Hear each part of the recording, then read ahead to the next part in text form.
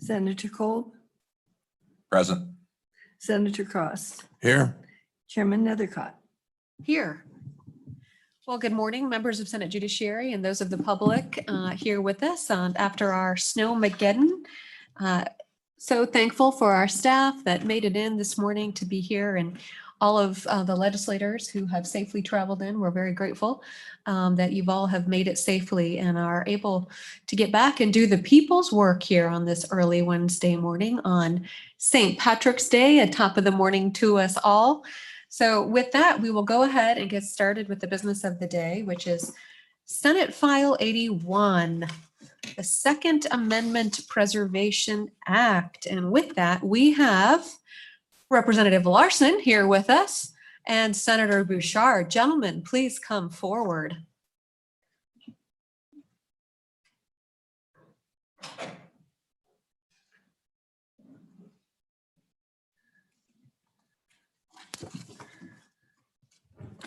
Welcome, gentlemen. I understand that you both have the same bill in both houses, and I guess you're tag teaming it here this morning. So the floor is yours. Go ahead and walk us through the bill and tell us about why you like it. Thank you, Madam Chairwoman. Anthony Bouchard, Senate District 6.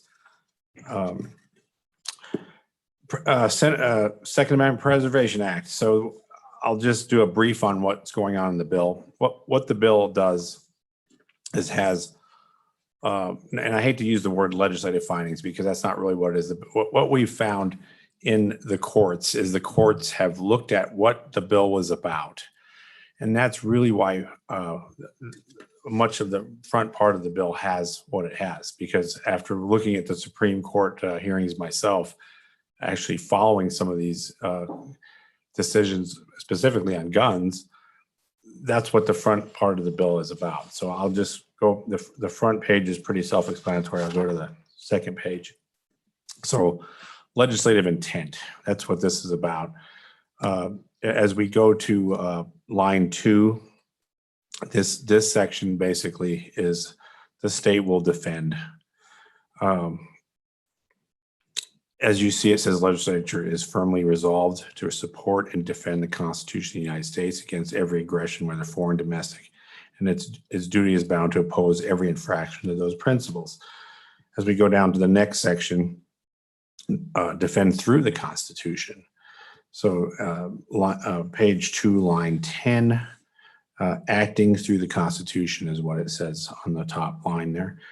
As we go down to the next section, 10th Amendment clause, it's mentioned in the 10th Amendment clause, the limitation of the federal government, and it's affirmed under the 10th Amendment.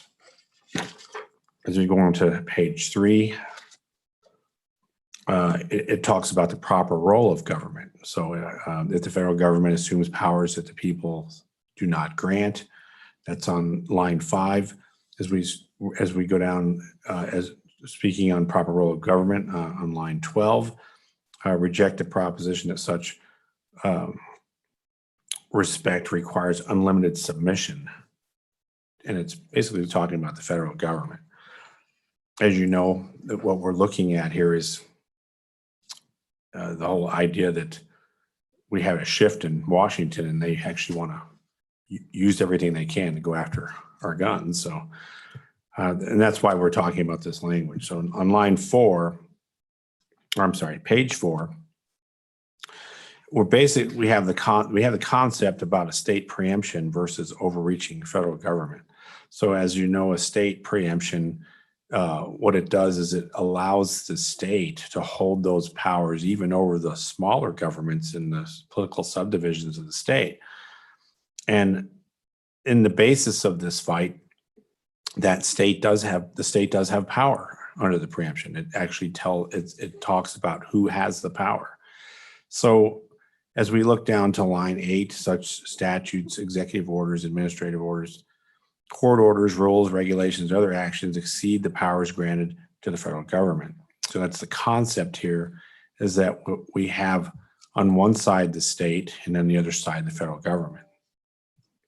So in essence, state preemption versus overreaching federal government is a concept here. And it's here. And again, this isn't statute. This is laying out the foundation of what we're doing in this bill, and that's why it's so important that this stays intact in the bill. As we go down to line 20, you'll see it's talking about the regulation of commerce, and that's because the federal government has, in a case in Texas, I believe it was, where they actually said that we can regulate everything that goes across state lines. And so they've used the Commerce Clause very extensively to push back at state governments. So we're talking about here, and on line 20 does not include the power to limit citizens' right to keep and bear arms in defense of their families, neighbors, persons, or properties. I mean, and understand that there have been cases that said they can do whatever they want. We're taking a stand on this in this bill to say maybe we should look at what the constitutional protection is. As we go to page 5, this structure here is, and the heart of it is on 17 when we go down on taxing. So page 5, line 17, rejects any claim that taxing and spending powers of Congress may be used to diminish in any way the right of the people to keep and bear arms. Now, the reason this is important is under 922G, a lot of those codes that have regulated. Senator Bouchard, 922G, are you referring to 18 USC 922G of the United States Code? Yeah, I'm only referring to it to talk about the concept of how they switched it over to an IRS tax. And so I'm not familiar with that. Can you explain that a little further? So on class 3 weapons, that's what they do with, that's how they regulate class 3 weapons. And that started on legislation that started in 1934 and then went to 1968 and then 1986 or 85 or 86. I can't remember the exact year. But what we're trying to do here is Senator basically. Bouchard, help me understand. I thought 18 USC 922G was the federal prohibition for felons in possession of firearms. Isn't that true? Yes. Didn't that Madam come Chair. along after 1934? Madam Chair, they actually worked it all throughout history. I mean, there's additions. Some of the things that you've seen with the bump stock Sure. ban are related in those areas. So there was a prohibition in 1934 on bump stocks? no, ma'am. Okay. So you're taking me a little bit off track here. All I'm trying to talk about is the taxation part. And what is the worry here is that an out of control federal government will tax other things, even standard weapons that the power to tax is the problem here. So that's what all we're doing here is saying that we reject any claim that the taxing and spending powers of Congress may be used to diminish in any way the right to keep and bear arms. So Senator Bouchard, as we talk about the federal taxing, and you're referring to taxes implemented in the 1930s, how do you think that this bill impacts the Pittman-Robertson Act? Well, Madam Chair, I haven't thought about that.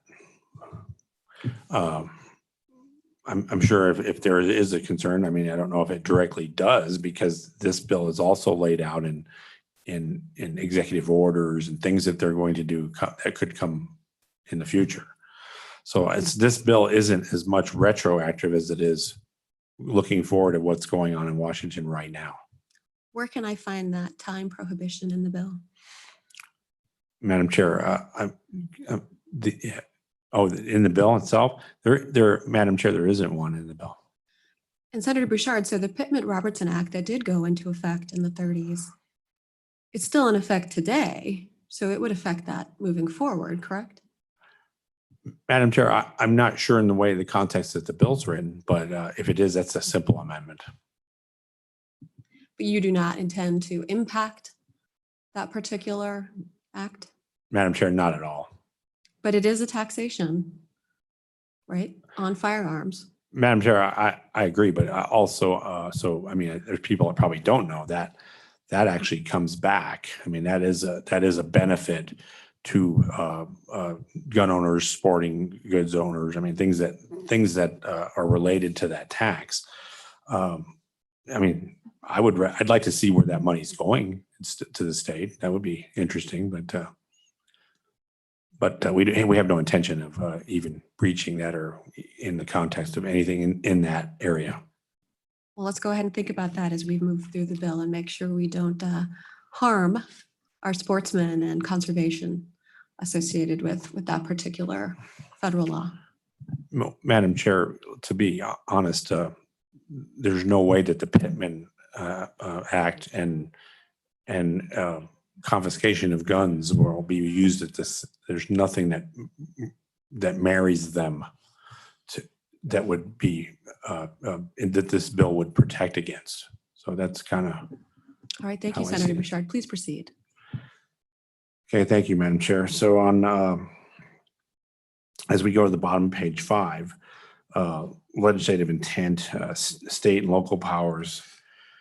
People of Wyoming have vested the legislature with the authority to regulate and manufacture, possession, exchange, use of firearms. And on the next page, I'm sorry, on line 1, on page 6. And so all that is it just reaffirms that the state legislature does have the power to do those things. As we get down to page 6, responsible ownership, there's a clause there that's basically saying that the legislature hereby condemns any unlawful transfer or firearms in the use of any firearm in criminal or unlawful activities. In other words, it's just an intent of what's going on here. This bill is not trying to give any criminals the right to use the Second Amendment in the act of a crime. As we go further down onto page 6 on line 20, invalidation of certain federal laws. The following federal act laws, executive orders, administrative orders, court orders, rules, and regulations shall be considered infringements on the people's right to keep and bear arms. So there's just another statement of how this bill should apply. As we go on to page 7, we're again talking about the tax assault or a possible tax assault against citizens. Any tax, levy, fee, or stamp imposed on firearms, firearm accessories, or ammunition that is not common to other goods or services. And that's been the big thing. I mean, if there has been proposals out of the federal government or out of Congress, I should say, to do things like that. As we go down to on page 7, line 12, new tracking technologies, keystroke registration is kind of what this whole section applies to. So on line 12, any registering or tracking of firearms or firearm accessories. If we go down to the next line on 17, any registering or tracking of the owners of firearms. So these two sections work hand in hand. Basically, again, there isn't anything here in this section that says for specifically what it does do, it gives the outline of what we're doing in the bill. As we go on to line 8, on page 8, line 1, basically any act forbidding the possession, ownership, or use or transfer of firearm or firearm accessory or ammunition by law-abiding citizens. So what I call this is a collective confiscation clause, because what there has been talk about law enforcement is saying that, we're going to limit their ability to go after a criminal. And that's really not the intent of the bill. The bill is collective confiscation. That's what is going to come out of the Congress if they so wish. And that's what the concern is here. As we go on to line 5, any act ordering the confiscation of firearms, firearm accessories, or ammunition from law-abiding citizens. As we go down to, let's skip down to line 15, shall not be recognized by this state, shall be specifically rejected by this state, and shall be considered null and void and of no effect in this state. And I call that the coming for your guns clause. I mean, it just appears that everything that's in the federal government right now that we're seeing in gun control, that's what they're looking at. And so again, we're laying that out in this bill. It also has a provision, Madam Chair, on page 8, On line 20, it shall be the duty of the courts and the law enforcement agencies of the state to protect the rights of the law-abiding citizens, to keep and bear arms within the borders, continuing on to the next page, of this state, and protect these rights from the infringements defined under Section 8 of this section. So as we continue on page 9, there's a definition of law-abiding citizens. As we get down to line 10, there's that's where the defining policy starts. Prohibit. I can't. My tongue is tied. Prohibition of enforcement of invalidated federal laws. As we go down to line 13, no person, including any public officer or employee of the state or any political subdivision of the state, shall have the authority to enforce or attempt to enforce any federal acts, laws, executive orders, or administrative orders, court orders, rules, regulations, statutes, or ordinance infringing on the right to keep and bear arms. As we go down further on line 21, it does say who acts knowingly to violate the provision of subsection A. I think that brings the standard up, or the threshold, a lot higher. They have to knowingly violate. As we go on to page 10, there's continuing language that for that same concept on the previous page. On line 14 of page 10, this is the part that is probably the most controversial part of the bill. And we have been I specifically have been in negotiations and trying to come to some language that we can agree on. What this does in a nutshell is, as we go on page 10, 11, and 12, is we breach the immunity of a police officer in this section. So What does that mean, Senator Bouchard? well, they can no longer just say, I have qualified immunity and I can do this. They have to actually, under the language of this bill, if they did these things, they could no longer claim that they could do them and have immunity to it. So, and I understand that the controversial part of that, and quite frankly, I'm not happy with what some of the progressives have done recently to move in this direction in a much larger area, especially now when we have cameras on officers. So I do have amendments that I don't have prepared to bring to this committee, but what the goal is, I'm going to shift everything here on from page 10, line 14, and all the way to the end of the bill. We're going to shift all that language. And what we're looking at is putting specifically the amendment will shift it away from the officer and to the agency. So the agency will be the one responsible and they will be penalized instead of an officer. So I want to get rid of this, and I just don't have that amendment prepared. So that would actually finish up the bill, Madam Chair. All right, thank you, Senator Bouchard. I know that there's a number of people in the waiting room to speak on the bill that are from law enforcement community. So I might just ask some questions to clarify that piece about your intention concerning the amendment so that they can address their comments to what you are intending to do with the bill as opposed to how it currently reads. So if I heard you correctly, and clarify if I'm wrong, that starting on page 10, line 14, you intend to eliminate the liability associated with an individual officer, and instead, I'm assuming under a concept associated with respondent superior, address that liability to the employing agency for the officer's conduct. Is that correct? Yes, Madam Chair, correct. All right. Questions from the committee concerning the bill? Senator Cooper? Thank you, Madam Chair. Just Senator, just briefly, could you on page 10, line 11, explain to me how you see qualified immunity in this situation, please?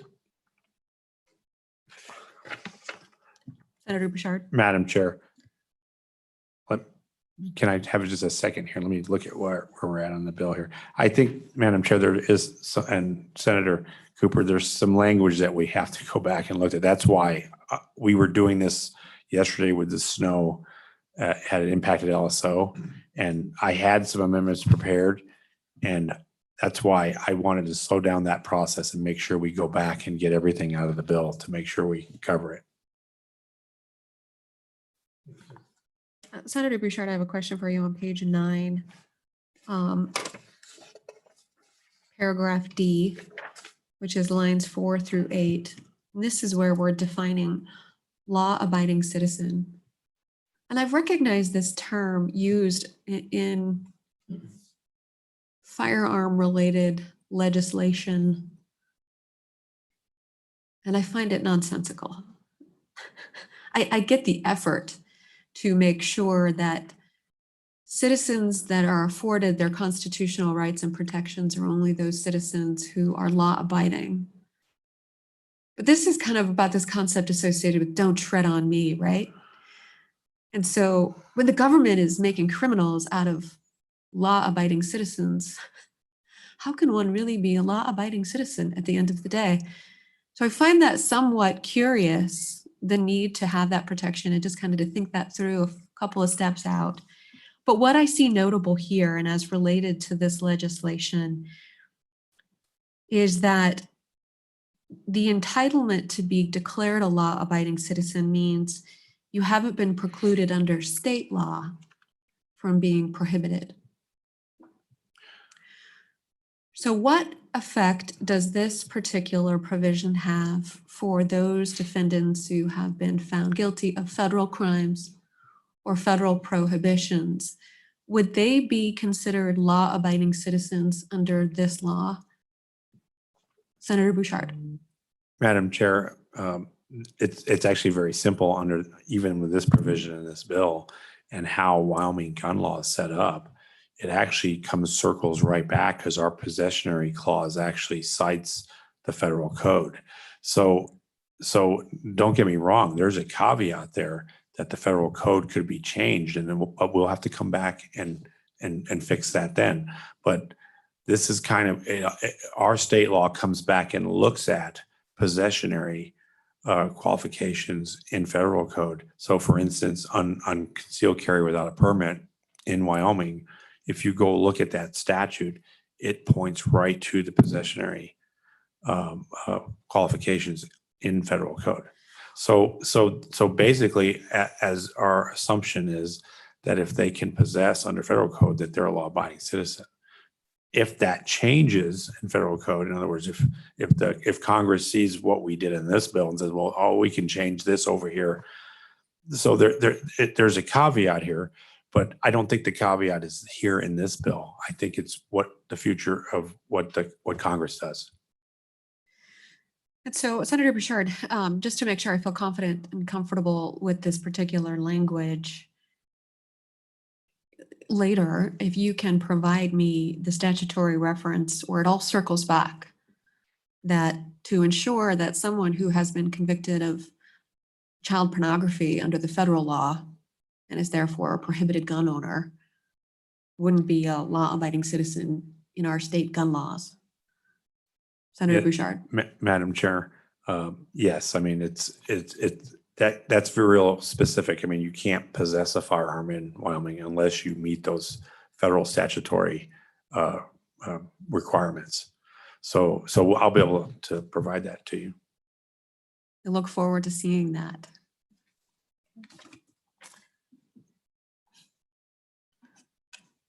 Page 8, lines 16 through 18.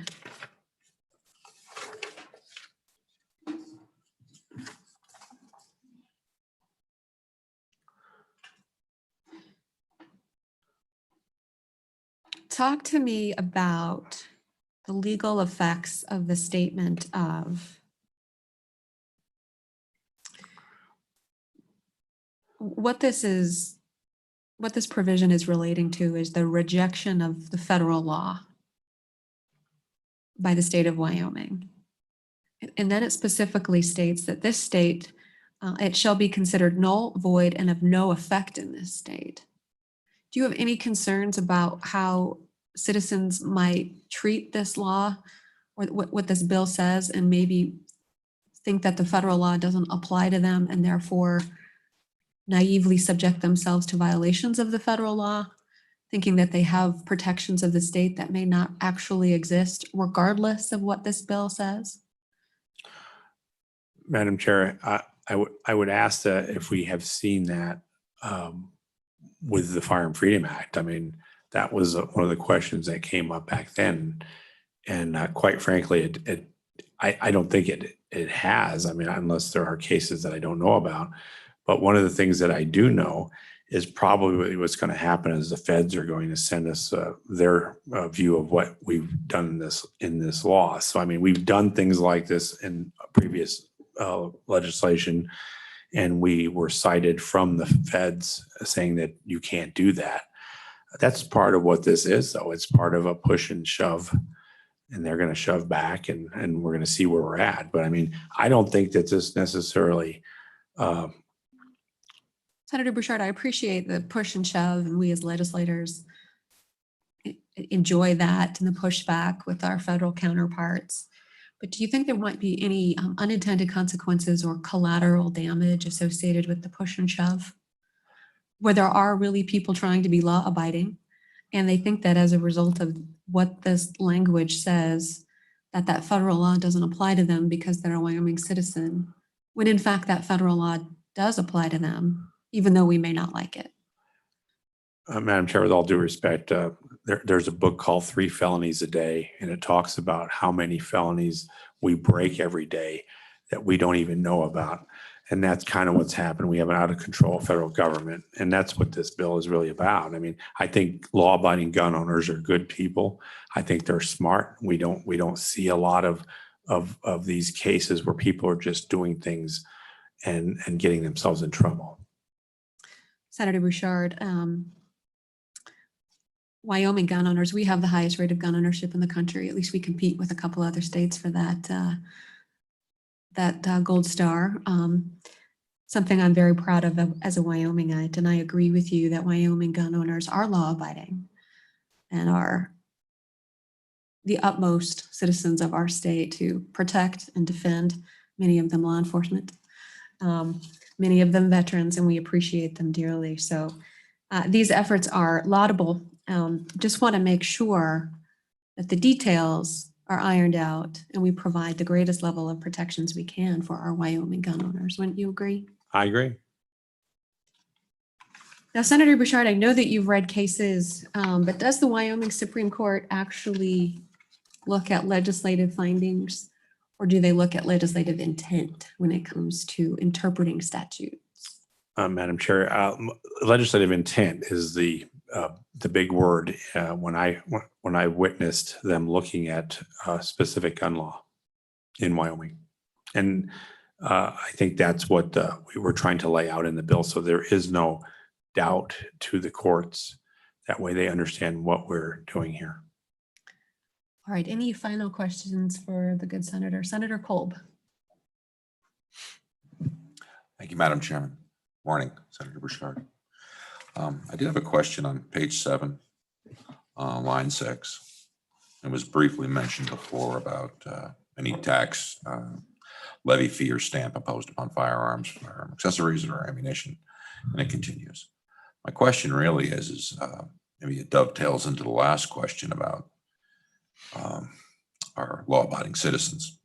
I wonder with the Machine Gun Protection Act of 1985, are we referring to that? And could I infer that this means that you don't have to have a $200 tax stamp on, say, a machine gun or whatever the ATF currently classifies, or is this or is your intent only for changes that would happen in the future? And if that's the case, do you think this is explicit enough to cover it in that way? And I just wonder what your opinion was. Senator Bouchard. Thank you, Madam Chair. Senator Kolb, this is an area of gun law that most of the folks that I know that have Class 3 weapons, they either have trust or they have lawyers. They know this law pretty specifically. I don't, and not to mention to own some of those weapons or to even own suppressors, things like that. I just don't see that being the intent here of the bill is to go backwards.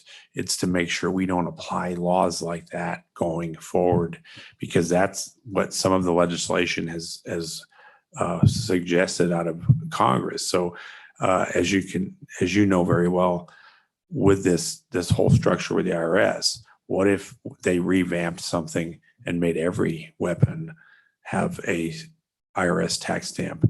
And that's what the intention here is, Senator. Follow. Thank you, Madam Chair. Yeah, specifically, I was concerned that some folks might think they can make themselves a machine gun and then be exempt from said federal laws because of the way this is written. That was my kind of concern. And I currently have, I don't know, 3 gun trusts for numerous reasons.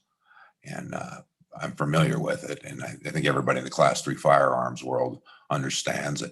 I was just concerned about the average person thinking that he can modify a weapon and turn it into something else and he'd be protected. I was just want to make sure that we don't have people doing that for the wrong reasons. Senator, Thank you. sorry, Senator Bouchard. Thank you. Comment for the lawyers making gun trusts. Thank you, Madam Chair. No, I think as Senator Kolb, I could see a concern, but at the same time, I just don't. I think people do things no matter what laws we have on the books. I think most gun owners that I know are pretty thoughtful about what they're going to do and think that they're going to do against specifically where the federal line is. And I don't think, I just don't see that happening now even. So I don't see people running to that because of this. I think the intention, most gun owners that are watching this bill right now are looking at it saying, hey, we need to do this against the federal government, against what could happen in the future. So if you think that we need to amend that, but keep in mind, there's nothing in this bill that this is against a confiscation more so. And that's what the whole idea here is, the concept that the federal government, Congress, is looking at how can we take something. And let's go back to the bump stock ban. That should have been a congressional vote.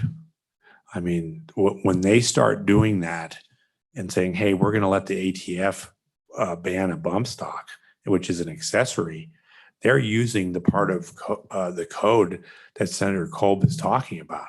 So it was an overreach by far, and they've set precedent to do that now. There is a real concern that they could start using that whole structure. So that's where this bill is to make sure we don't have a runaway right there in that section of tax code. Follow up. Thank you. I agree with you. I agree we have a problem, and I agree we're going to have a larger problem in the future. And I agree with what you're trying to do here. I just didn't want it to affect people in a negative way, law-abiding folks. And I think we do need protections, or at least state set protections, but I just want to make that clear. Thank you. Senator Bouchard, question for you on that same section, page 7, lines 8 and 9. The lawyer in me appreciates the term reasonably, but as so often as we debate in this body and what we see across all types of legislation is, what does that word reasonable mean? And so the standard here is, as the paragraph reads, any tax, levy, fee, or stamp imposed on firearms, firearm accessories, or ammunition, not common to all other goods and services. And then here's the legal standard. And that, quote, might reasonably be expected to create a chilling effect on the purchase or ownership of those items by law-abiding citizens.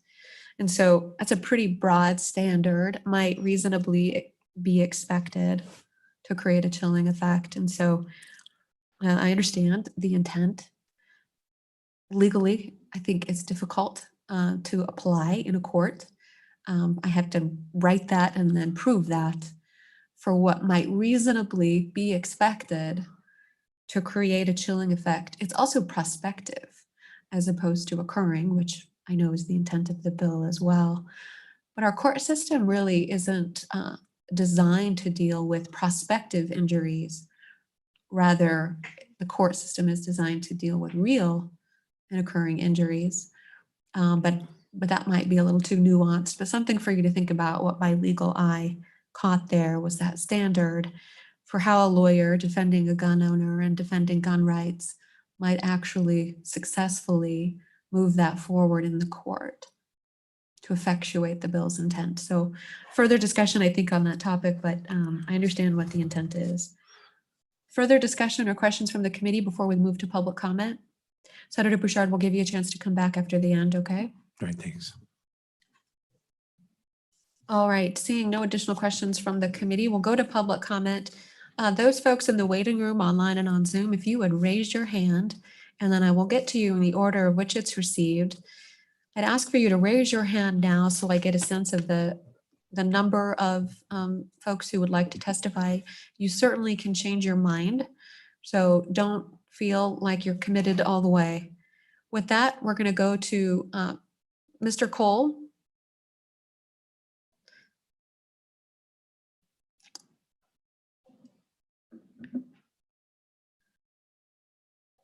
Mr. Cole, welcome back to the Senate Judiciary Committee. Thank you very much, Chairman Nettercott, members of the committee. My name is Nephi Cole. That's Nephi Cole. I'm the Director of Government Relations and State Affairs for the National Shooting Sports Foundation. The National Shooting Sports Foundation is the Firearms Trade Association of America. So we represent anybody in the United States of America who makes, moves, or sells a firearm accessory, ammunition, components. And so we think bills like this are very important. We think that they're what they do, both intended and unintended, is very important to our membership. So our members, as I mentioned, we make every product that's being considered, either for taxation, for ban, that's being affected. We make firearms, we make magazines. If we make it, people buy it and you use it. And so first of all, I'd like to thank the sponsors for their intent in bringing this bill. This bill, the Second Amendment Preservation Act in Wyoming, is being mirrored in a number of states throughout the nation. I believe at least 15 states are running some type of version of this bill. I actually testified in favor of a very similar bill in Montana 2 days ago. It's Montana's House Bill 258. If you have time, I might suggest flagging it, or I'd be happy to send it to the committee. That bill is very similar in that it precludes the state and local jurisdictions in Montana from using their resources to help to effectuate any federal bans that might affect the lawful possession of arms, ammunition, and accessories. That bill, though, is only about 2.5 pages long, so it's a little bit shorter in nature. And I think that it's a great bill like this one. I do have some concerns. Our members have some concerns that we think could be addressed in this bill through some amendments. And so I'd like to share with you what our concerns are with this bill and how we think it might be able to be amended. I'm going to start with our concerns on page 6 of the bill. It's the invalidation of certain federal laws. And the one thing that we'd like to flag is many of these bills, the ones that seem to have the most potential that are going to become law in the nation this year. And we do believe that a number of these will become law in different states. But a lot of them have a time stamp on the bill. And so a suggestion that it may be appropriate to look for a time stamp, for example, on page 6 of the bill, someplace in the paragraph 6-8-407, if there were a timestamp added, that might preclude the majority of our concerns that I will now reference in terms of how how this bill might affect previous legislation. And I think you guys have had a great discussion about that in committee this morning. But I just wanted to flag that for you. I think the addition of a timestamp it seemed beneficial to us, and in other states where we've seen law enforcement have concerns with the bill, The addition of a timestamp on the bill has helped to ameliorate many of those concerns of law enforcement. I'd like to move on to page 7 of the bill and talk a little bit about the taxing provisions, both standard taxes, just I'll call them everyday taxes, and also taxes on Class 3 weapons. And so first, I'd like to say I own less than a dozen and more than one Class 3 weapons myself. And so those weapons are those weapons that are classified as requiring a tax stamp by the federal government right now. I'll talk more specifically about those in a moment, but on page 7, line 6, it discusses any tax, levy, or stamp imposed on firearms, firearm accessories, and ammunition not common to all other goods and services. So we would suggest, again, with the timestamp, it may be this may ameliorate our concerns, but additionally, any new, the addition of a word like new in there may be appropriate to address our concerns. But since September 2nd, 1937, our members, the firearms manufacturers of the United States of America, have paid an 11% excise tax on firearms and ammunition. That excise tax is known as the Pittman-Robertson tax. The Pittman-Robertson tax goes for wildlife habitat. It develops shooting ranges in states. And that tax, for those of you who don't know, it pays for about 50% of the operating budget of your game and fish agency in the state of Wyoming. So annually this year, the Pittman-Robertson tax, and that tax is paid by our manufacturers. That tax, you don't see it on the consumer side. You don't notice it because we pay it. So we write the check on that. But that tax is going to result in about $1 billion this year. It's going to be about $1 billion because this year we had 10 million new firearms owners in the United States of America. That's 10 million people who bought a gun for the first time and joined the ranks of those who are protecting their Second Amendment rights.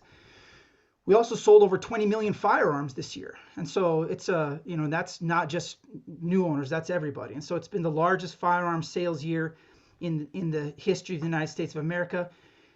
39 million NICS checks were run this year. So that's the National Instant Criminal Background Check System. Of course, the NICS system is the system, as Senator Bouchard identified, that contains the federal prohibitions that the state then reflects back on to make sure that an individual is not an illegal entrant to this country, that makes sure that they're not criminally insane, that makes sure that they're not a felon. So that's the NICS system that Senator Bouchard was referencing. So we think it's important that this bill, that there's a little bit of clarification to make sure that we wouldn't inadvertently be scooping in the Pittman-Robertson tax. Our manufacturers strongly support this tax. We believe that it's critically important to the future of hunting and the shooting sports in our country that we continue to do that. We also think that it's probably appropriate in that same section, and this again, page 7, starting on line 6, and so that's bracketed the small I. We believe that if this were corrected, so if you had a timestamp and you said any new tax, that it might be appropriate, rather than discussing what might or might not be expected to affect whether or not someone would purchase a gun, just to make it a straight black or white issue, and just it either does or it does not. Either A, you're imposing a new tax that's going to negatively affect people trying to purchase arms, or you're not, rather than giving the discretion to, for example, the discretion to a judge to determine whether or not he thinks that new tax might negatively affect somebody. So we suggest that be looked at. The other thing I'd like to mention, so talking about the different types of taxes. So we had the Pittman-Robertson tax. I think it's also important to note the other tax that the good sponsors mentioned, which is this tax, the tax stamp, I'm going to call it. It's a $200 tax. It's a stamp that you have to have in your possession if you're going to make a Class 3 weapon. So I personally manufactured 3 silencers this year. That's something that anybody in the United States of America can do legally if they'll purchase a tax stamp. Here's how that works. A silencer is considered a Class 3 weapon under the law. There's debate, and we certainly don't believe that it should be, but it's currently considered a Class 3 weapon. So in order to legally possess a silencer, you have to pay that tax, and it's a federal offense if you don't. And the federal government, ATF has been very strenuously looking at this. And so if they believed that an individual was manufacturing suppressors and did not have the requisite tax stamp, that has and does result in federal charges and their felonies. And so we would encourage and just make sure that people knew that, again, this is new taxes, levies, fees, stamps, so that we didn't have, for example, somebody in Wyoming purchasing the materials to make a suppressor, which the ATF is currently tracking in this country.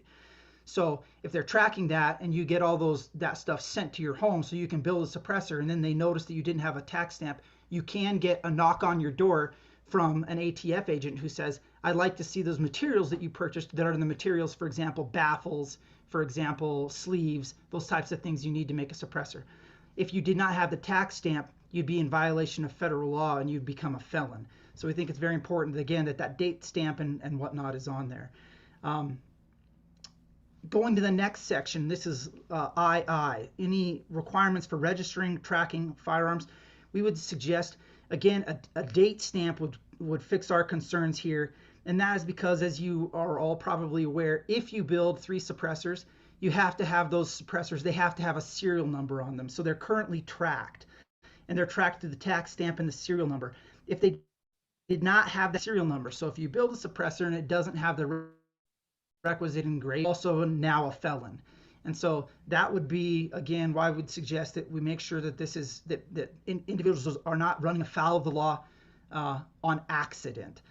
In addition to that, so building a firearm for yourself, and again, if you were to build, for example, a 80% AR, which stands for Armalite rifle, so you can buy a receiver, you can legally manufacture your own firearms at home. You can't sell them and become a dealer or an FFL, and this is where you'd run afoul of the law. But if you're keeping those things, there's a difference, again, between a suppressor. Because it's a class 3 item, it's required to have that serial number. Those other firearms that you may build at home are not. So we do not support requiring new registration of firearms, tracking, engraving. We would be opposed to any federal attempts to add, again, a new law.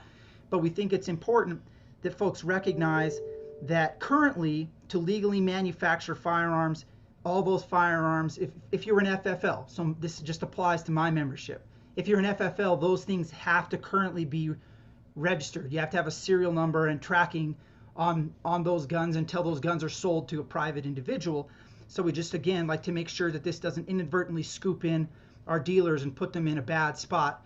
And so we just want to flag that for you.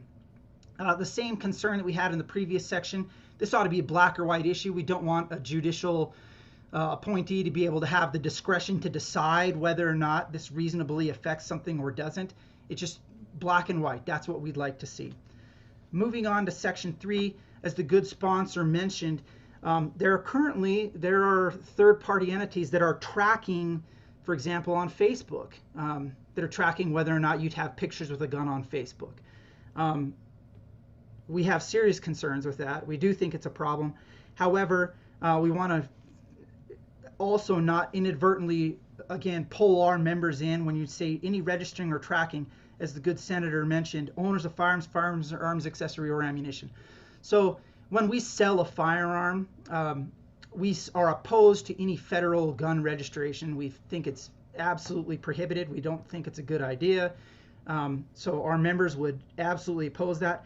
However, if you purchase a firearm from one of our companies, and we have a mailing list that we keep so that we can keep sending you information on a new version of gun, or if we have ammunition changes and we want to be able to reach out, and we maintain those as private mailing lists, private contacts, whether it be Brownells that keeps, when you log back into Brownells, they recognize your browser, or Midway USA, or Cabela's, or someplace like that. We just want to make sure that the language here doesn't inadvertently scoop in one of our members.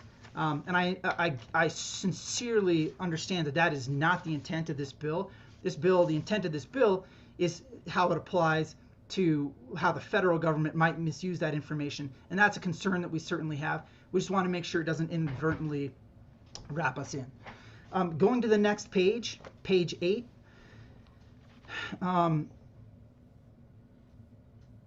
page 8, little Roman numeral at 4, an act forbidding the possession, ownership, use, transfer of firearms, accessories, or ammunition. We don't have any concerns with that section, as long as, again, we had a stamp that, we're talking about lawful possession as of this time. We would like to flag small Roman numeral at number 5, where it says an act ordering the confiscation of lawfully owned, of firearms, accessories, or ammunition from law-abiding citizens. We would like to note there are acts, and so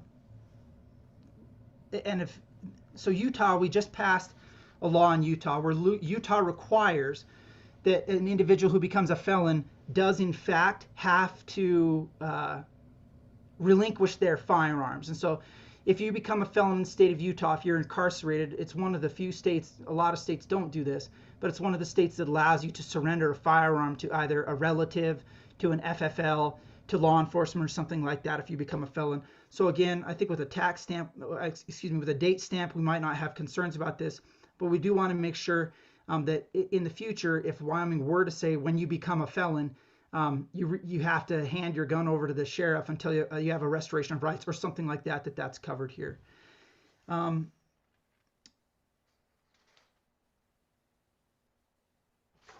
There was a question related to the Firearms Freedom Act. And I would just like to note for you that these issues do have consequences. We have seen individuals who have been federally incarcerated because they believed that a state Firearms Freedom Act protected them. For example, and this was the case in Missouri, we had individuals who were manufacturing suppressors in the state of Missouri. They said we don't have to have these registered because they're not going to go across state lines. They were prosecuted. They are serving time, and it's just noteworthy to make sure that folks are aware that the federal government, we don't necessarily agree with them, and there is certainly peril if folks want to ignore federal law on these issues. On page 9, we would suggest on page 9, 68408. This is probably our largest concern with the bill. And again, I believe that this is unintentional, but we do want to flag it. On 68408, the prohibition on enforcement of invalidated federal laws liability. The primary concern that we have here is on under A, and under A it says no person, and then it says comma, including any public officer, employee, agent, or official. Our concern here is that this bill may inadvertently have created a liability for private individuals. And so particularly individual gun sellers or FFLs, our membership. And the reason is because as we go through this, if there were a federal prohibition to some kind of sale, and our FFLs, regardless of what the state law says, if a gun dealer in Wyoming, and pick any gun dealer in Wyoming, we cannot sell firearms or accessories or components that are illegal under federal law. If we did that, our membership would lose their federal firearms license. And so that might put us in a very unique position where someone might come into a shop seeking to purchase something that we all agree should be lawful, but under federal law may not be anymore.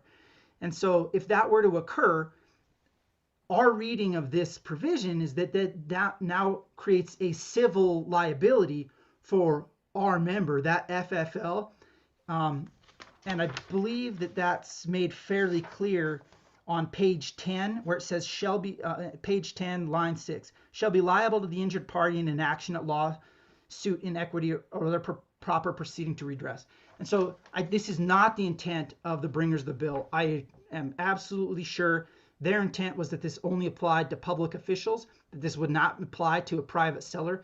I believe that they strongly believe that a private individual should be able to decide who they will or will not sell firearms to, and that, of course, a private business or company would also be able to make that distinction and decide who, how, when, what they will sell.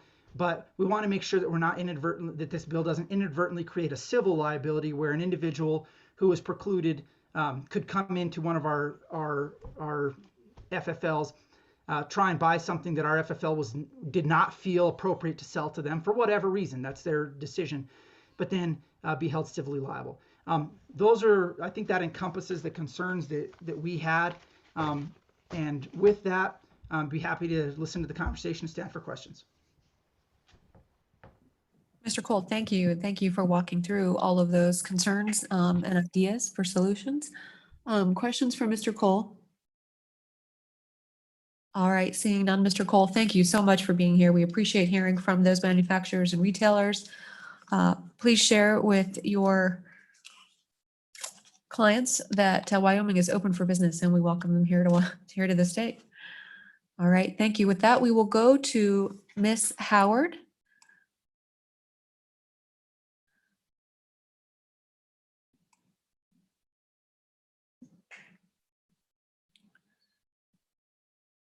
All right, Ms. Beth Howard, welcome to Senate Judiciary Committee. When you're ready, if you could just turn your camera on. Thank Welcome. you. Good to see you again this morning. Good to see you too. Chair Nethercott and members of the committee, thank you for the opportunity to testify today. I must admit I'm not prepared to testify on amendments that I have not seen yet. But in regard to this bill, my name is Beth Howard and I am a volunteer chapter leader for Wyoming Moms Demand Action. I'm a mother and a grandmother and have lived in Wyoming for 44 years. I've loved raising my family here. I'm a proud Wyomingite and a champion for gun safety. I am here to testify against Senate File 81. Senate File 81 is unconstitutional in that it attempts to nullify federal law. It's also very concerning to me because it seems to tie the hands of state and local officials who attempt to uphold laws that regulate firearms in order to help keep Wyoming citizens safe. We rely on law enforcement to uphold the laws of Wyoming and to protect us, our families, and our communities. Senate File 81 would end up discouraging law enforcement, either the officer or the agency, from enforcing federal firearm laws as they may worry about repercussions to their jobs. I join Wyoming sheriffs in opposing Senate File 81, and I urge you to as well. Please vote no on this bill. Thank you. Ms. Howard, thank you so very much for your timely comments and respectful of our time. We do appreciate hearing from you on this bill as well. Questions for Ms. Howard? All right, seeing none, Ms. Howard, thank you. With that, we'll go to Mr. Odekoven. Mr. Odekoven, if you would start your camera.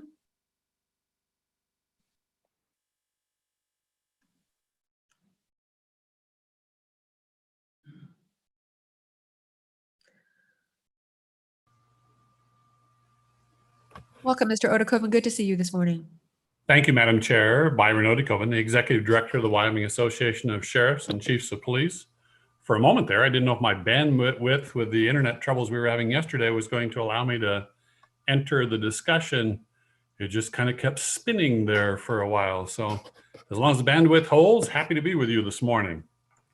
So let me start, if I may, with our comments and with the committee that when we first met as a new committee, you asked that I share some of my background and some of the background of the Wyoming Association of Sheriffs and Chiefs. And I started that discussion and did so, but want to add to it for purposes of this morning. And that is, since we're dealing with firearms and talking about firearms, I thought it was important to bring into the discussion my membership. And if I were there, it would be easier to be able to show my life member certificate to the National Rifle Association of America, as well as what is representative of my continued financial, personal support to the National Rifle Association, albeit in a time when the National Rifle Association was stronger and meant more than it probably does today. So I bring that out as a continued course of conduct on my behalf, personally, to support the Second Amendment. Having said that, let me also offer that as sheriffs and chiefs, we take an oath of office. We take an oath to defend the United States Constitution and defend the Wyoming Constitution, both of which point out the value of the Second Amendment and the right for our citizens to possess firearms. So we strongly support the Second Amendment. Let there be no doubt that Wyoming sheriffs and chiefs collectively and personally support the Second Amendment and what is attempted through the bringer of the bill, that Second Amendment Preservation Act. But there are some conflicts and issues with the bill, Madam Chair, in terms of the title is great, the intent is great, but the impact on local law enforcement may be misunderstood. And hopefully with the assistance of at least 2, if not 3 sheriffs and a couple of police chiefs, we can circle those issues a little bit for the attention of the committee and at least bring to mind some of the impact that the bill may have unexpectedly, I believe, in our attempt to tell the federal government, mind your own business, stay out of the Second Amendment. Wyoming doesn't like that idea. And I wish we actually had a very simple bill, Madam Chair. It was referenced that Montana's bill may be 2.5 pages long. I think we could probably have a bill that was a couple of paragraphs long that would merely say, Wyoming will not tolerate this administration's efforts to diminish or restrict the Second Amendment in any way. And Wyoming law enforcement, through our oath of office, and when the badge and authority of our office, would assist in every way to protect those Second Amendment rights. That is incredibly important for this discussion, because part of the bill, Madam Chair, with all due respect to the bringers of the bill, while I don't believe they intended so, they merely copied the administration and Nancy Pelosi's efforts to demonize law enforcement in the name of, in this case, the protection of the Second Amendment. And I say that because the effort in DC at the moment is to remove qualified immunity and to place officers in jeopardy of losing their job for doing what they swore to take an oath to defend and obey. So it is fascinating to me that the remedy that this bill provides is to demonize law enforcement through the very actions that the administration is doing today. And that is removing qualified immunity and providing that law enforcement officers not participate in upholding our oath of office to support, obey, and defend the Constitution, as well as to enforce the laws on the books that you enact. We would like, as I said, to have a very simple bill that would say that law enforcement, or that Wyoming would support the Second Amendment, that we would not stand for any infringement on that, and that law enforcement stands ready, along with all powers of the state, to defend that right that we all hold dear. With that, Madam Chair, I think I will would ask that you allow Sheriff Thompson, Sheriff Grossnickel, and I don't have the ability to see who is in the room with us on behalf of the chiefs. Now, before I do that, it's important to remember that at the beginning of this process, the sheriffs collectively, in the interest of time, it was easier to provide a general statement to you, again, offering support for the concept of the bill, offering our unwavering support for the Second Amendment, but pointing out that the wording of the bill, the details, which is always the devil's in the details, the wording didn't measure up to the efforts of defending those Second Amendment rights. So, but the chiefs stand with the sheriff's letter on those efforts. So it's very important that I reinforce that the Wyoming sheriffs and chiefs support the Second Amendment and the letter that was submitted to you earlier. With that, Madam Chair, let me pause. If you would allow the other sheriffs I see the Colonel from the Highway Patrol is here to offer comments, and then we'll circle back for any specific questions when we conclude. Thank you, Mr. Odakoven. Sheriff Grossnickel, Chief Thompson, Colonel Haller, if you all would just show your videos and we'll hear from you each in turn. I know the Colonel is not a sheriff or a chief, but figured he was appropriate at this time as well. Gentlemen, great to see you this morning. Was it Chief or Sheriff Thompson? Sheriff, madam. Sheriff, my apologies. Good to see you, Sheriffs and Colonel. So Sheriff Grossnickel, we'll start with you just so there's a clear understanding of who's up next. Just for a point of clarity, and I think it's just important to recognize, I think this last year, 2020, has been so difficult for law enforcement in our state and across our country. And on behalf of the Wyoming Legislature and the Senate Judiciary Committee, we would like to thank you for your service to Wyoming. We appreciate all that you do. We also recognize that you are all gun owners individually and professionally, and we appreciate that as well. So with that, Sheriff Grossnickel, please proceed. Thank you, Madam Chairwoman and members of the committee. Thank you for your time and allowing us to present our concerns with this bill. As Mr. Oldcoven said, the intent of the bill is backed 100% by the chiefs and sheriffs of this state. We all are gun owners, and we understand that law-abiding citizens are just an extension of law enforcement, and we are there to protect their rights under the Constitution of the state of Wyoming and the United States to bear arms. With that being said, the problematic aspect of it, like Mr. Olbacone did say, is getting rid of the qualified immunity when law enforcement does work with good faith and the intent that is there in order to put together a good criminal case when that is effective. More importantly, we have seen throughout our country this year the effect that has become on law enforcement. I have a friend that we joined the force together here locally, and shortly after we started our career, he decided to move to Multnomah County, Portland, Oregon. He's currently a captain there. During the summer months, we saw the civil unrest, what the citizens of that community and their local government did to demonize law enforcement. On a daily basis, I would check in or look to see if everything was okay, what was going on there. With the part of this legislation, it's my belief that Wyoming is going down the same path as those states of Washington and Oregon. And even more concerning is it appears with this kind of legislation that Wyoming is going to become the little sister to some in Washington, D.C. who believe by abolishing qualified immunity, demonizing law enforcement, and ultimately defunding the police is the answer to solving problems there. I guess it was timely this morning as I was getting ready.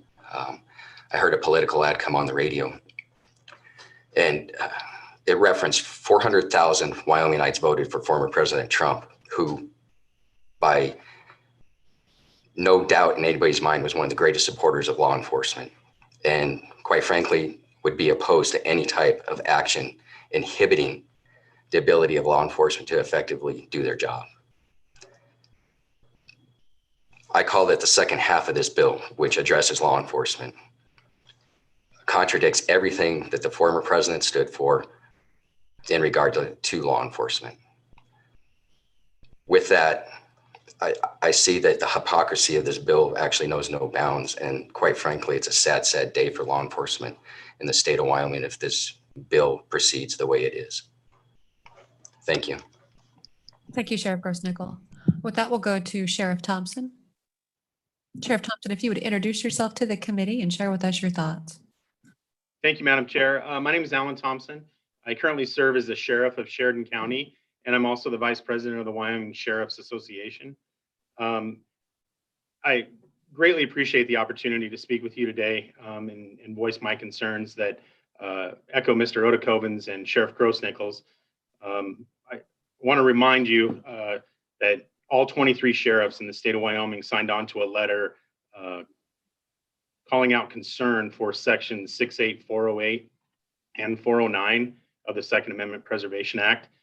And I would respectfully challenge the legislature to name one other time when all 23 sheriffs have signed on to the same letter addressing any concerns with pending legislation.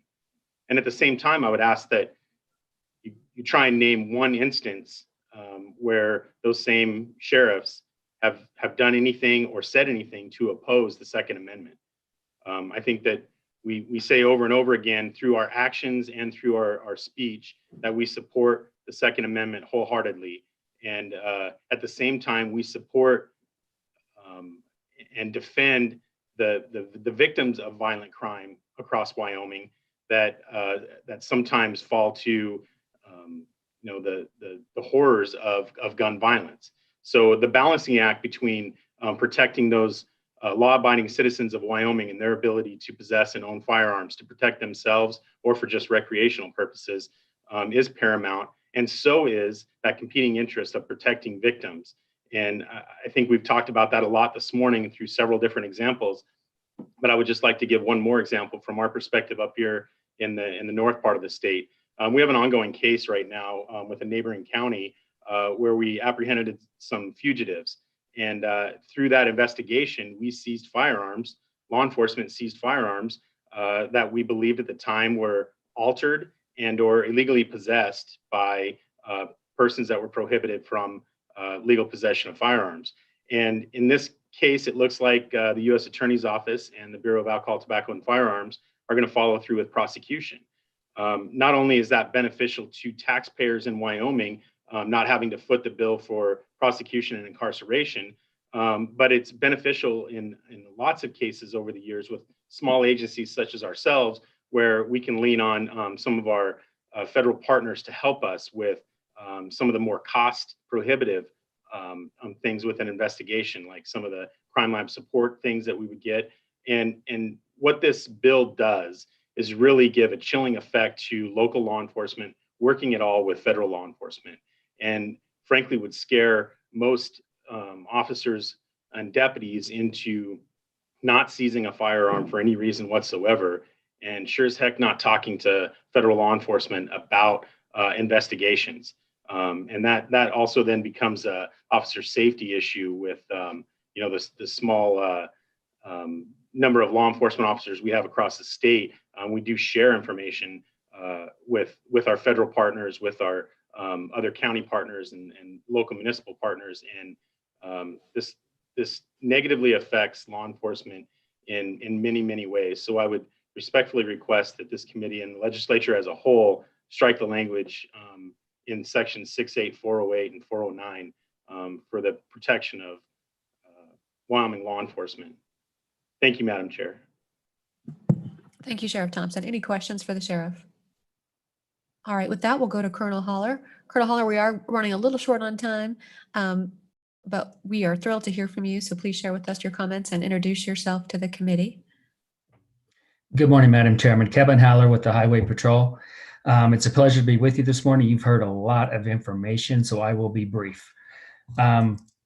So to kind of piggyback on Sheriff Thompson's comments, after having served 30 years in Wyoming law enforcement this past month, both at the local and the state level, I have worked with a lot of local, state, and federal law enforcement officers, a force multiplier, so to speak. I've also worked in surrounding states and across the country on investigations. I can tell you that in Wyoming, we are fortunate to have that force multiplier to be able to count on one another across the board, regardless of color, uniform, badge, whether that be local, state, and federal. On a regular basis, your troopers work with the U.S. Attorney's Office, the Federal Bureau of Investigation agents, ATF, Homeland Security, Secret Service, and so on. And the prohibitions and the qualified immunity it is causing great concern, as you have heard. I'm interested in seeing those amendments on removing that individual protection, but I'm interested to see how that will affect agencies as a whole, agencies that are there to also protect their officers. So with that, Madam Chairman, I said I'd keep it brief, and that would be my comments. Thank you, Colonel Heller. I know, Colonel Heller, just to make a point, that your concerns about qualified immunity are real. I know the state to the south of us, Colorado, in response to some of their officer-involved national attention issues and the Black Lives Matter movement, they did repeal qualified immunity. They did that in 2020, their state legislature did. So I know that that is concerning, and hopefully we were able to recruit some of those Colorado officers up here to Wyoming, where you don't face those kind of challenges, but maybe not. Thank you, Colonel. Mr. Odekoven, briefly back to you. Thank you, Madam Chair. One last conclusion, if I may, and it was touched on, but let me reinforce it. I believe while the intent of the bill is well-founded, we've expressed our support for the Second Amendment and for the necessity of a bill to basically tell the federal government, Wyoming won't stand for your shenanigans or charade or impact to the Second Amendment. The unintended consequence to the language, the way it's written, which is the issue at hand, would have a chilling effect, as the Colonel and both sheriffs have commented, on our interaction with our federal partners. So for on one hand, you are going to work a bill on human trafficking and would ask Wyoming law enforcement to take a greater role in Wyoming trafficking. This bill would suggest that if the human trafficker possesses a firearm, we won't be taking that case out of fear of losing that qualified immunity as it relates to a firearm case, as it relates to a federal case in which we would be partnered with. So I think there's a chilling effect on that unintended consequence that covers any of those crimes were they committed by someone who has not been found to be a felon, so to speak, and that they would be in possession of a firearm. So there's some serious consequences to the unintended way that part of this is worded that I would call your attention to for your future discussion, Madam Chair. Mr. Odekoven, thank you. Questions for Mr. Odekoven? All right, seeing none. Thank you, Mr. Odekoven. Thank you, sheriffs and Colonel. We do appreciate you being here today. Thanks for all your hard work for Wyoming. With that, we'll go to Ms. Burt. Ms. Burt, welcome to Senate Judiciary. Welcome back.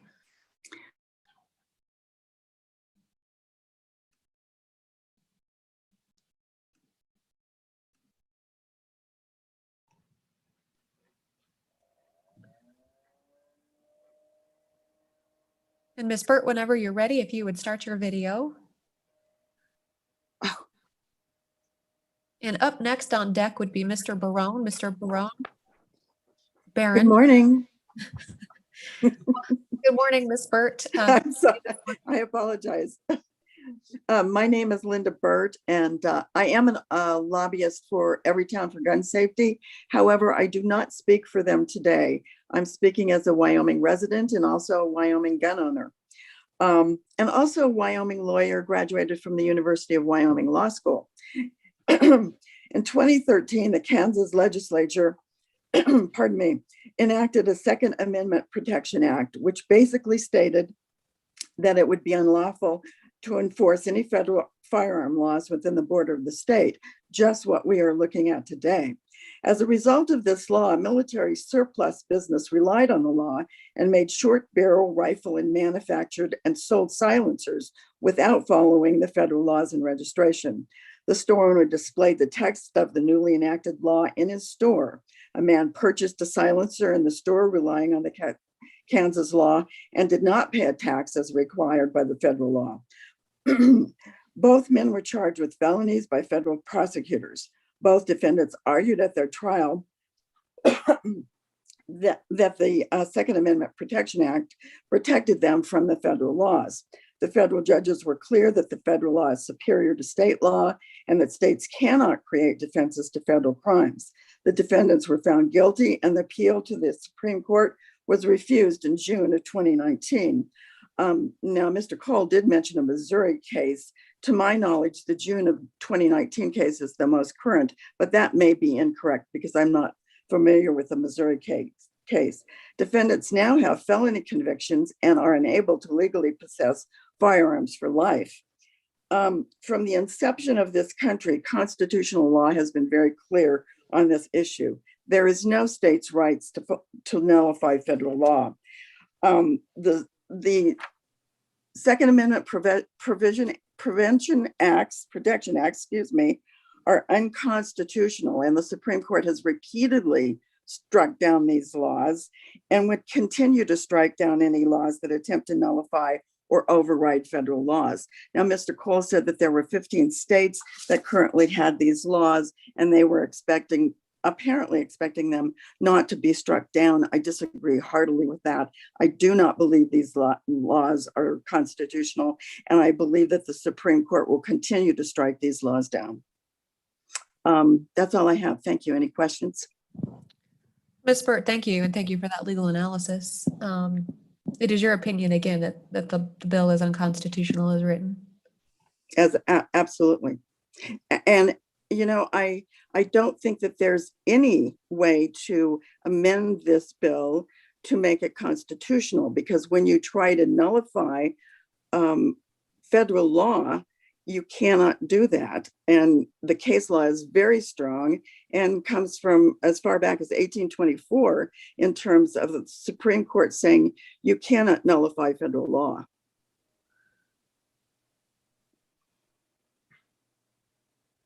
Ms. Burt, thank you. Thank you. From you. And with that, we'll go to Mr. Barron. Tell me I got it right, Mr. Barron. Tell me I got it right. You got it right. Thank you. Good Like to see Red you. Baron pizza. I know. I like Barone, but it's Barron. Thank you. Thank you. My name is Joe Barron. I'm the Crook County and Prosecuting Attorney. I'm here today on behalf of the Wyoming County and Prosecuting Attorneys Association, which is made up of all the elected county and prosecuting attorneys across the state, the elected district attorneys, and the appointed county attorneys in this state. Like law enforcement, our association strongly supports the right to keep and bear arms in accordance with the Second Amendment of the United States Constitution and Article 1, Section 24 of the Wyoming Constitution.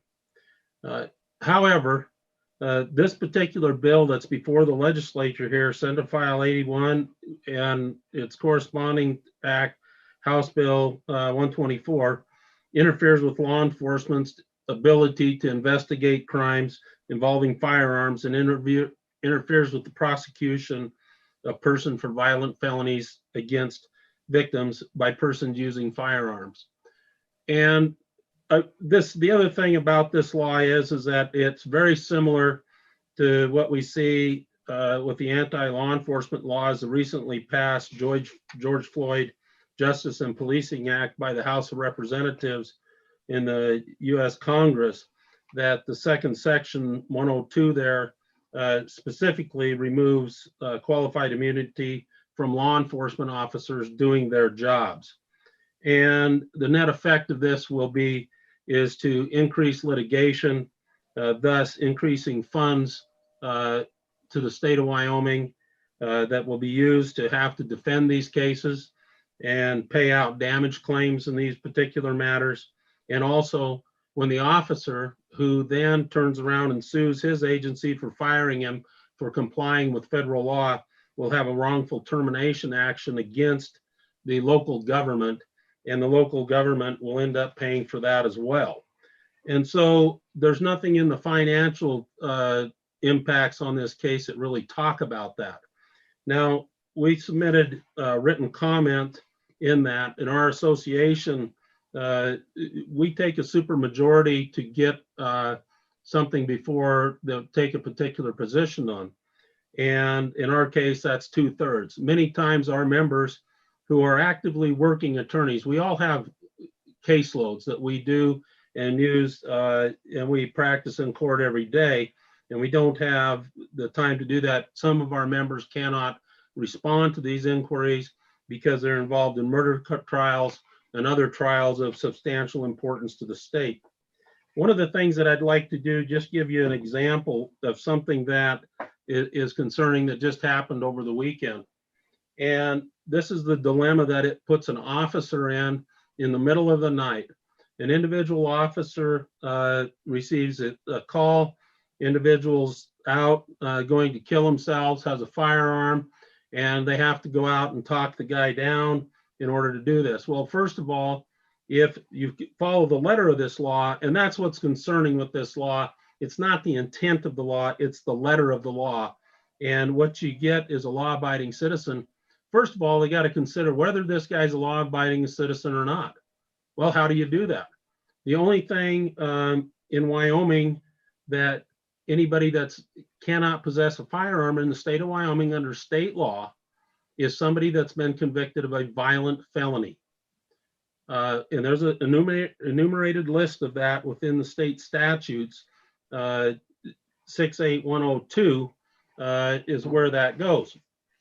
And so then what happens is before they could seize that firearm, and law enforcement officers' concern would be, I'm going to lose my job and I'm going to get sued over this deal if I take away this guy's guns. Well, so then you try to call it in and figure out, does this guy have it, rather than just trying to get the gun away from the guy trying to kill himself, you worry about these liability issues.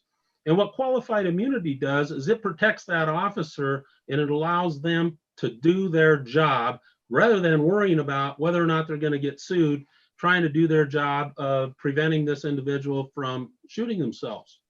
So then the next step is in this process, you might think, well, they could do a NICS check or something like that. Well, NICS is a good place to start, the National Criminal Information System. And it's a good place to start. There's a reason there's no instant background checks, is because there is no real national database that it's made up of all different states have a different system that combine to one system. And frankly, after looking at that system for 34 years, it's not the most accurate thing that exists. Then in addition to that, now we're stuck, we have the next dilemma is the individual may have been discharged from the hospital, but after he was hospitalized, and now he wants his gun back. Well, so now if under state law, even if a person has been adjudicated as mentally ill under a Title 25 involuntarily committed as a danger to themselves as reason because of their mental illness, there's no law within the state of Wyoming that prohibits returning a firearm to that particular individual. In federal law, under 18 USC 922, there is a prohibition on that if somebody's been adjudicated by a court deemed to be mentally ill under the particular standards. And so this is a real situation that officers are put in every day. And what we don't want to do with this bill is tie the hands of the officers out there on the street trying to do their job. And we certainly don't want to tie the supervisors that are in the office advising these particular individuals of what to do and what not to do, that are elected to protect and serve, to do the same thing. And so as written, this particular bill does not do what it's intended to do. And it needs to be, I mean, you don't even have any proposed amendments and things like that. That stuff needs to be evaluated to determine whether or not it stands any kind of muster by law enforcement and the folks that this affects before it would get for further consideration.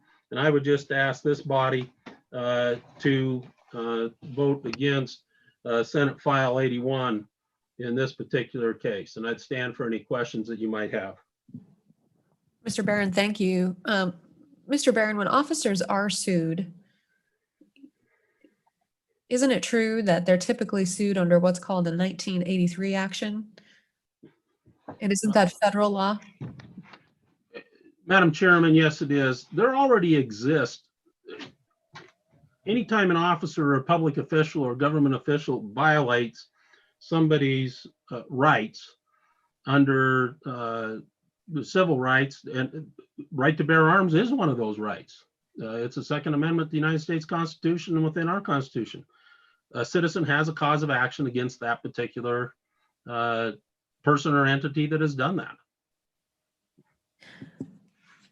Thank you, Mr. Barron. Appreciate hearing from you. Any questions for Mr. Barron? Seeing none. Our final speaker for the morning to provide testimony is Ms. Muir. Welcome back to the Senate Judiciary Committee, Ms. Muir. If you'd start your video and briefly share with us your comments. We're going to circle back to the sponsor of the bill before we adjourn for the day.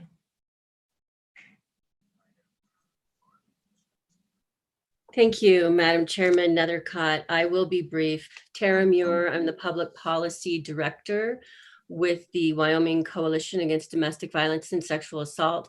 And I'll just piggyback quickly on County Attorney Barron's comments around people, what federal law prohibits some law-abiding citizens, their ability to possess firearms. Not only is in this suicide context and a Title 25 ruling, but it's very much in our world of serving domestic violence survivors. Our member programs typically take about 100 calls a day on their hotlines across the state. They serve almost 300 victims a day, whether that's giving them shelter, accompanying them to court for protection orders, or whatever criminal charges might be going on.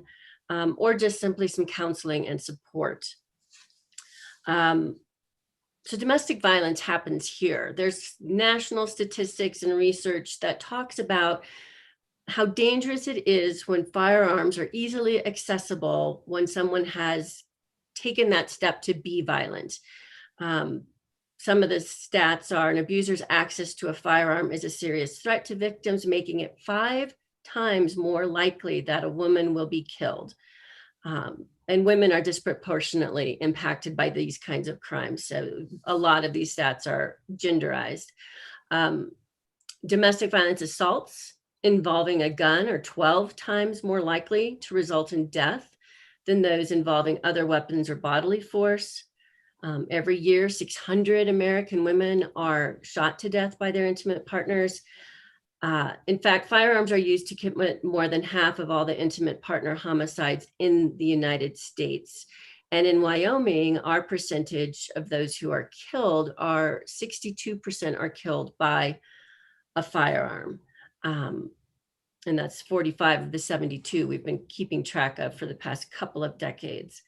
What's even more important is that the access to those firearms may not be used to murder someone, but are certainly used to threaten them, coerce them into staying.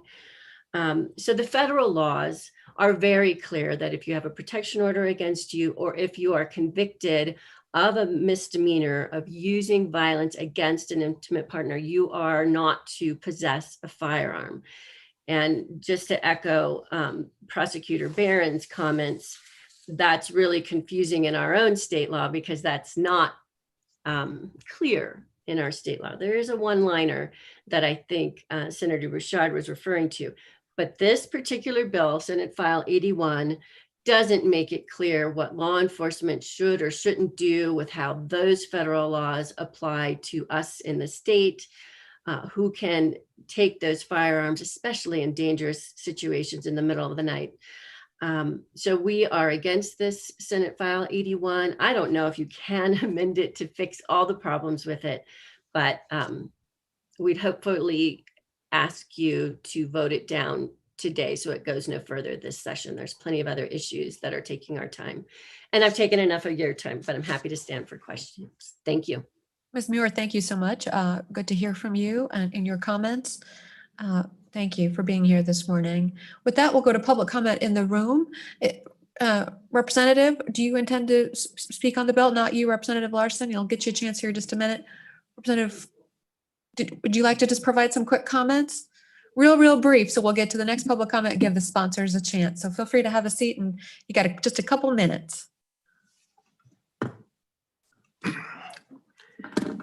Good morning, Madam Chairwoman. My name is Representative Bill Fortner from Campbell County. I am the co-signer on this bill. And the reason I co-signed on the bill is because to me, it brought accountability and transparency back to the people of the state of Wyoming. And by that, I mean that every elected official is a servant of the citizens. And I don't think we should ever lose sight of that. And the founding fathers set up the Second Amendment to protect against government overthrow. And I hate to think that we created that, but I can tell you from experience, the firearms, when they seize firearms or public property, the chances of getting that back is very little. I had that experience about 15 years ago with one of my employees when the city and the county both seized about $30,000 worth of my equipment from my business. I had an employee steal it. We found it, we located it, we got it back. It went into lockdown where it sat for almost 2 years. Then when it come time for me to get my equipment and stuff back, I got one set of work lights. And then I come to find out later on from the city mayor that that's pretty common. They have evidence theft quite often. So I figured with this bill in place, people could actually get their weapons back without having to go through that process of long delays and end up losing them in the end. To me, this is a good bill. It's about transparency, holding people accountable, making them responsible. I think that's everything the founding fathers required of us as lawkeepers to put in place to protect the citizens of not only the state of Wyoming, but the United States of America. Thank you very much. Representative, thank you for being here. With that, we're going to go to Ms. Simmons. Ms. Simmons, welcome. Just to lay out the plan for the morning, it is 9:42 a.m. We will head upstairs at 9:55. So everyone knows. So Ms. Simmons, you've got about 4 to 5 minutes, and then Senator Bouchard, about the same amount of time to wrap it up, and Representative Larson. So just to give you a roadmap. Thank you, Ms. Simmons. Thank you, Madam Chair. I'm Gail Simmons. I am speaking as a citizen. I am from Sheridan County. Glad to see Sheriff Thompson. We have very good law enforcement in our county, I would say.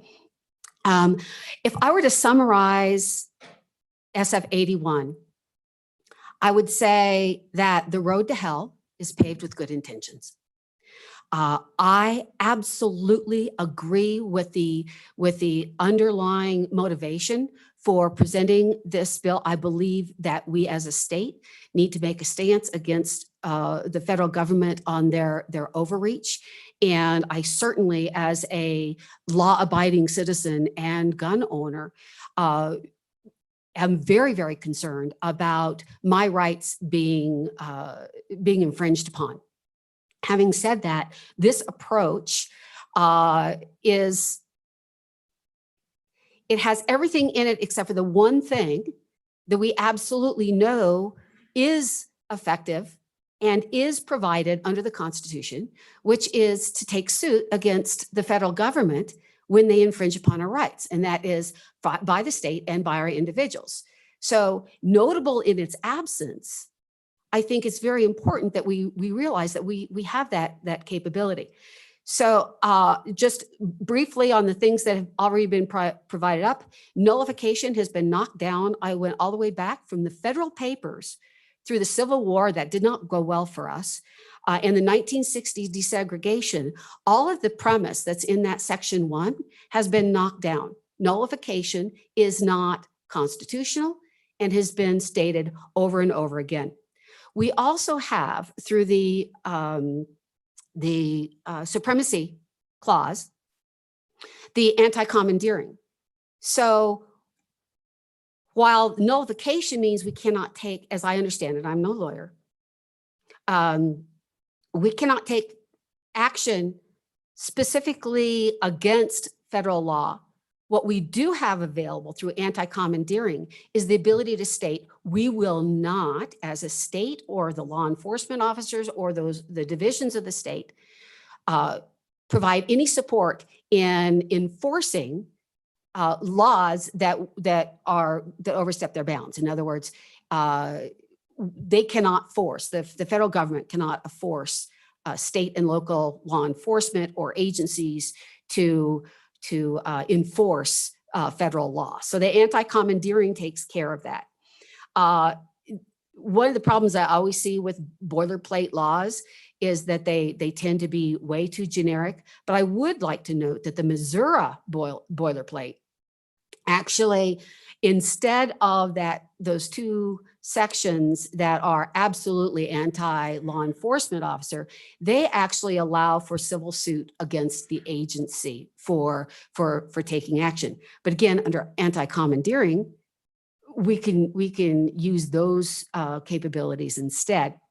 So while I heard that there was going to be an amendment, I think at this point, if those amendments were not available, that it's too late.